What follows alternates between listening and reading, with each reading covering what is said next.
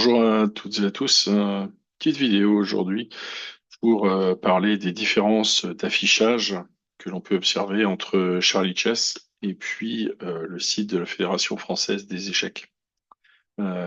Ces différences d'affichage se voient à deux niveaux. Le premier, c'est la numérotation des appareillements. Alors, ça n'a pas d'impact sur les appareillements eux-mêmes, hein. Les mêmes joueurs, les joueuses se jouent avec les bonnes couleurs.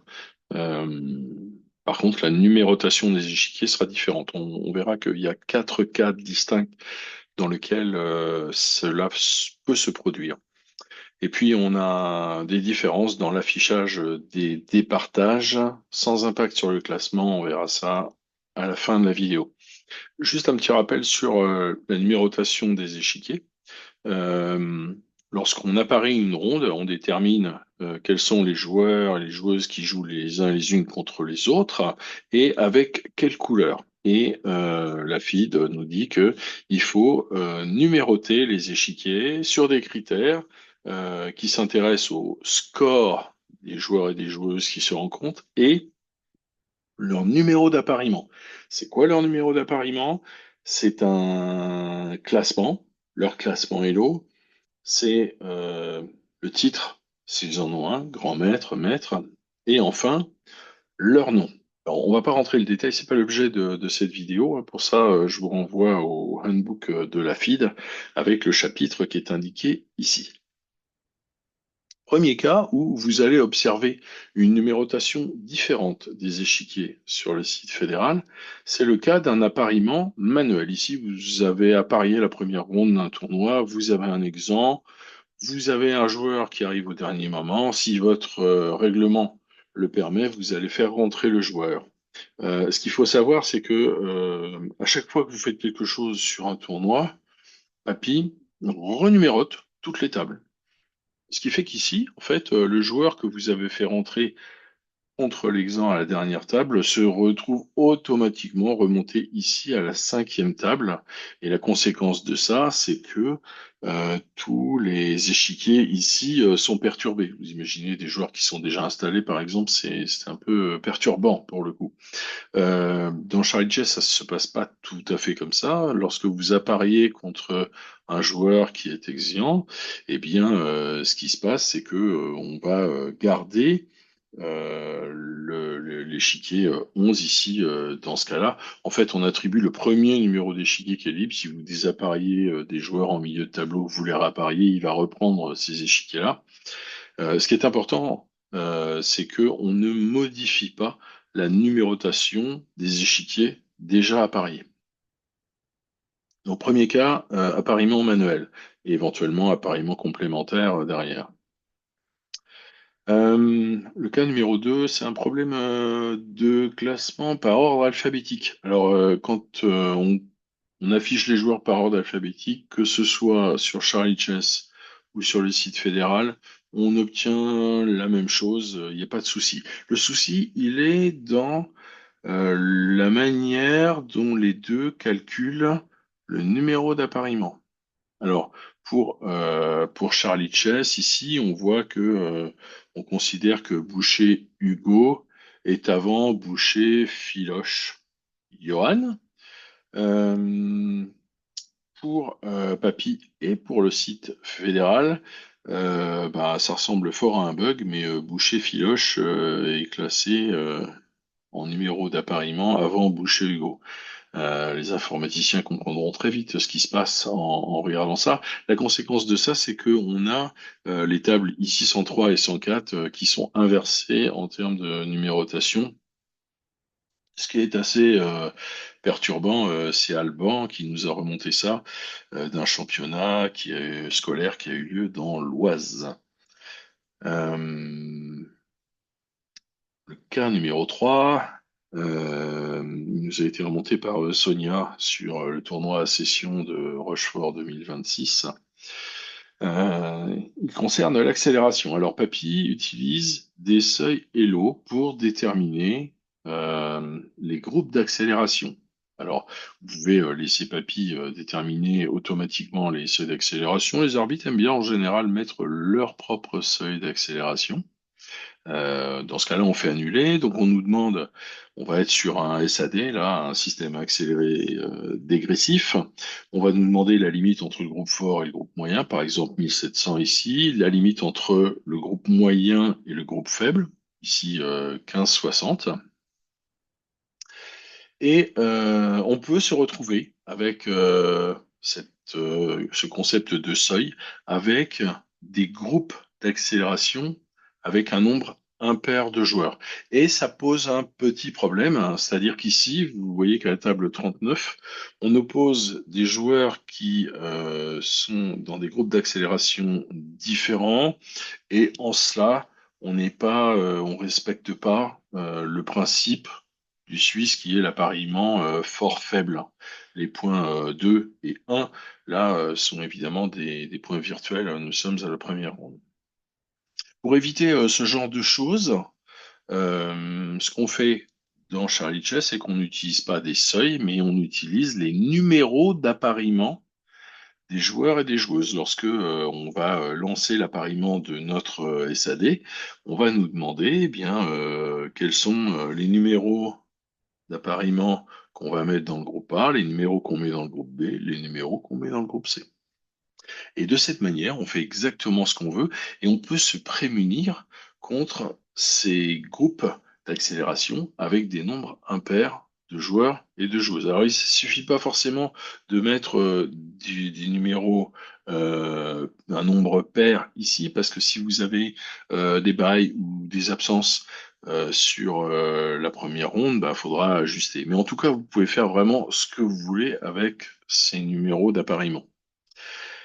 L'intérêt, c'est qu'on va respecter l'appariement fort-faible. Le petit désavantage, c'est que l'affichage sur le site fédéral, dans ce cas-là, ne sera pas bon. Pourquoi? Parce que Papy et le site fédéral s'appuient sur des seuils d'accélération. Donc, ce qu'on va faire, alors ici, vous avez sans doute remarqué que on a euh, trois joueurs et joueuses qui sont avec le même classement et que, ben, pas de bol, on a choisi de couper en plein milieu de ce groupe de trois. C'est ça qui fait qu'on a un mauvais affichage sur le site fédéral. Pourquoi est-ce qu'on a un mauvais affichage? C'est parce que quand on transmet les résultats au site fédéral depuis Charlie Chess, on indique le seuil Elo qui est le moins pire en termes de perturbation de la numérotation. Là, on a dû transmettre 1700. Et donc, le joueur Adam Sayaobon ici se retrouve comme vu dans le groupe d'accélération fort, alors qu'en fait, il est dans le groupe d'accélération moyen. Le quatrième et dernier cas où la numérotation des échiquiers sur le site fédéral diffère de celle de Charlie Chess. On l'a découvert il y a 2 semaines avec un tournoi un petit peu particulier. Donc, il s'agit du championnat 35 toutes catégories qui se joue sur 7 rondes et sur plusieurs périodes feed. Alors, pour ces tournois, en fait, pour la transmission à la feed, on considère qu'on a plusieurs petits tournois, un par période feed, et on met à jour les Elo des joueurs et des joueuses au début de chaque période feed. On est à la ronde 5 là et on se rend compte que waouh, on a plein de trucs qui correspondent pas. Alors on va voir un petit peu fouiller ce qui se passe. On regarde ici les échiquiers 3 et 4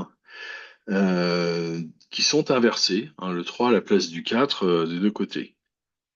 Qu'est-ce qui se passe? Alors quand on regarde sur le site fédéral, ça paraît bon en fait, hein. On a des joueurs qui ont le même nombre de points, qui ne sont pas titrés. Donc en fait, la différenciation va se faire uniquement sur le Hello ici. On a mis le plus fort devant le moins fort. Ça paraît bon. Ça paraît bon, mais en fait, c'est pas bon non plus parce que on ne doit pas modifier les numéros d'appariement des joueurs et des joueuses après la ronde 4. Et il se trouve qu'ici, ce joueur-là, eh bien, pour cette ronde 5, il est moins fort que celui-ci, mais sur une ronde précédente où on modifiait encore les numéros d'appariement, eh bien, il était plus fort.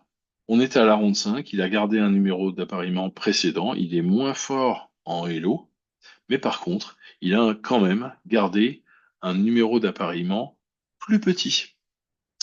Et donc, en fait, dans ce cas précis, bah, encore une fois, hein, c'est Charlie Chess qui a raison sur la numérotation des appariements. Et donc, bon, il y a une petite subtilité pour ces tournois-là.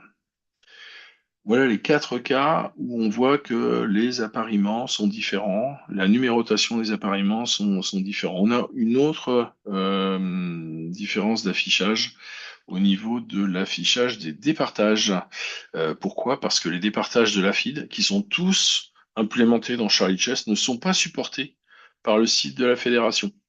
Alors, un exemple ici, donc à gauche, un tournoi dans Charlie Chess avec comme départage le départage particulier, le Buchholz tronqué 1, le Buchholz médian 1 et la performance. Bon ben, ce sont les vrais départages de la FID hein, qu'on a pris. Et pour le coup, ils n'apparaissent pas sur le site fédéral comme on le voit à droite. Quelque chose de très important à noter, c'est que dans tous les cas, le classement qui est affiché sur le site de la fédération est le même que celui dans Charlie Chess. C'est important hein, en termes de distribution des prix, vous l'avez bien compris. Résumons. On a des différences d'affichage entre Charlie Chess et puis le site de la fédération. Pour l'affichage des appareillements, on a vu qu'il y a quatre cas différents. Ça a un impact uniquement sur l'affichage, hein, dans la numérotation des échiquiers. Mais dans tous les cas, les quatre cas qu'on a vus, la numérotation correcte, vous la trouverez dans Charlie Chess. Il y a aussi un autre endroit où vous pouvez avoir des différences d'affichage. Ça concerne l'affichage des départages. Lorsqu'on utilise des départages feed, ils ne sont pas affichés sur le site fédéral.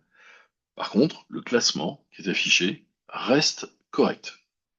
Alors, quelle solution par rapport à ces différences d'affichage qui sont un peu perturbants? Vous avez été quelques-uns et quelques-unes à nous remonter le fait que, bah oui, c'était gênant parce que les joueurs, ils regardent où ils sont en ligne sur le site fédéral, ils arrivent, il y a déjà quelqu'un, c'est pas le bon. Enfin, vous imaginez bien.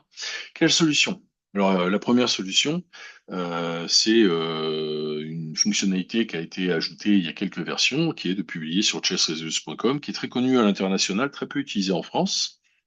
C'est possible de publier depuis Charlie Chess grâce à un plugin qui s'appelle Chess Results, avec quelques limitations dans les fonctionnalités. Bon, la vraie solution aujourd'hui, c'est de publier sur le site charliechess.com avec d'autres services que vous trouverez sur ce site-là, mais ça fera l'objet d'un autre tutoriel. Voilà, pour finir, n'hésitez pas à rejoindre la communauté Discord, la communauté des utilisateurs, des utilisatrices de Charlie Chess. Allez faire un petit tour de temps en temps sur le dépôt GitHub si vous êtes développeur. N'oubliez pas de visiter le site de documentation charliechess.com. Pour le support, préférez Discord, merci d'avance. Vous avez néanmoins une adresse support@charliechess.com. Et puis pour tout le reste, vous avez également une adresse de contact qui est contact@charliechess.com. Voilà, amusez-vous bien avec Charlie Chess. À bientôt. Ciao.